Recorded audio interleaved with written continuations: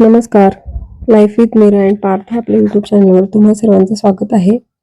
तर आजचा जो आहे तो मॉर्निंग ब्लॉग आहे आणि त्याच्याबरोबर मी काही टिप्स पण किचनमधल्या शेअर करणार आहे. मी कशा पद्धतीने मॅनेज करते सगळ्या गोष्टी सगळी जी कामं असतात सकाळची. कारण सकाळची बरीचशी घाई असते. मुलांचंही आवरणं आणि स्वयंपाक अशा दोन्ही गोष्टी एकाच वेळेला असतात. नंतरचा जो टाईम असतो तो खूप वेळ भेटतो आपल्याला. पण सकाळी सकाळी जो असतो ना, तो अगदी घाईचा टाईम असतो. त्यामुळे सगळ्या गोष्टी आपल्याला नियोजन करूनच कराव्या लागतात. तर मी आज बनवणार होते मेथीचे पराठे. तर त्यासाठी मेथी मी आधीच आदल्या दिवशी साफ करून घेतली आहे.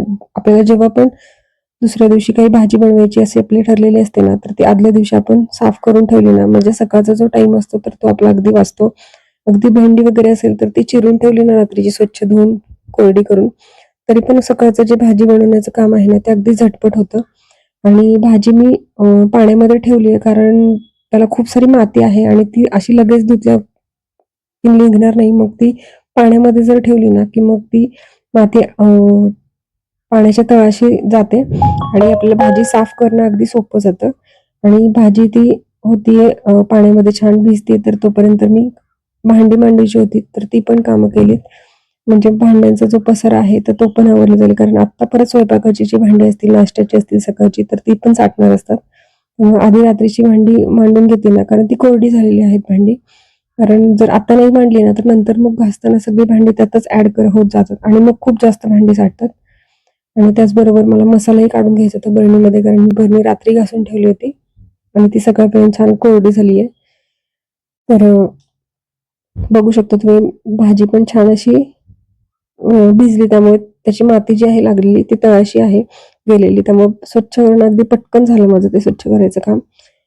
आणि एक 2-3 पाण्याने स्वच्छ धुवून घेतली मी ती. कारण आता पावसाळ्यामुळे भाज्या ज्या असतात पालेभाज्या त्यांना भरपूर अशी माती असते. त्यामुळे त्या 2 ते 3 पाण्याने अगदी स्वच्छ कराव्या लागतात. आणि ते पाणी थोडंसं सांडलं होतं तर ते पण मी साफ करून घेतलं. आणि आता मला कणिक मळून घ्यायची, तर मी फूड प्रोसेसरमध्येच करून घेते. चॉपिंग केलं आणि त्याच्यातच कणिक ॲड करून मग कणिक मळून घेतली. कारण मग माझा वेळही नंतर वाचतो या फूड प्रोसेसरमुळे. याच्यामुळे मला बरीचशी कामं जी आहेत ती अगदी झटपट होतात. कणिक मळायचं जरी असेल ना, तर अगदी 2 मिनिटात कणिक मळून होते आणि ती भिजेपर्यंत भाजी पण करून होते. त्यामुळे अगदी नियोजन छान होतं त्याचं. वेळही वाचतो. आणि माझं हे सगळं तयारी करतीये, तर कणिक मळायची होती, तर त्याच्या आधीच पार्थ उठलं होतं, त्यामुळे त्यालाही दूध वगैरे द्यायचं होतं. आणि मीरा तर दूध वगैरे काही घेत नाही सकाळी. मग तिच्यासाठी अंडे शिजायला ठेवले.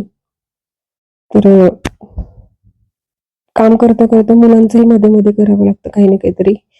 कारण सकाळची जी असते तर त्यांना स्कूलला आवरायचं पण असतं आणि आपल्याला टिफिन, असं दोन्ही कामं असतात आणि त्यांच्या मागे लागावंच लागतं. आपण ते स्वतःचं स्वतः करतात, पण त्यांच्या मागे लागूनच ते काम करून घ्यावं लागतं. त्यामुळे मध्ये मध्ये तेही काम असतं. त्यामुळे मग हे स्वयंपाकाचं जे भाजीचं वगैरे काम असतं ना, तर ते मी आधी करून ठेवते. म्हणजे मला सकाळ माझी अशी खूप टेन्शन फ्री होते आणि अगदी घाई पण होत नाही, पटकन होतं.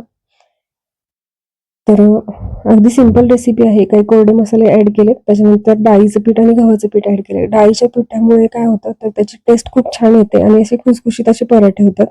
त्यामुळे मी बरेचसे पराठे करताना डाळीचं पीठ हे वापरते. अगदी 2-3 चमचेच वापरते. पण त्याला टेस्ट खूप छान येते. आणि चॉपिंग केल्यामुळे काय झालंय, अगदी छान अशी एकसारखी भाजी आहे, तर ती बारीक झाली आणि त्यामुळे पराठे लाटताना आहे ना, अजिबात पराठा तुटला जात नाही. तर मी याच्यामध्ये बरेचसे जण मेथीचे पराठे करतात त्याची देठ नाही घेत, पण मी देठासहित घेतली आहे. पण चॉपिंग केल्या बारीक चॉपरमध्ये चॉप झाल्यामुळे ती असं तुटत वगैरे नाही किंवा देठ वगैरे असे मध्ये येत नाहीये. खूप छान एकसारखा असा पराठा झालाय. आणि मुलांचा आवरून झाल्यानंतर मी माझाही नाश्ता करून घेतला. तर आज मुलांना सॅलडमध्ये काकडी दिली होती आणि गाजर थोडंसं दिलं होतं चिरून. आणि त्यानंतर मला आदल्या दिवशीची जी भाजी आणली होती, तर ती साफ करून घ्यायची होती.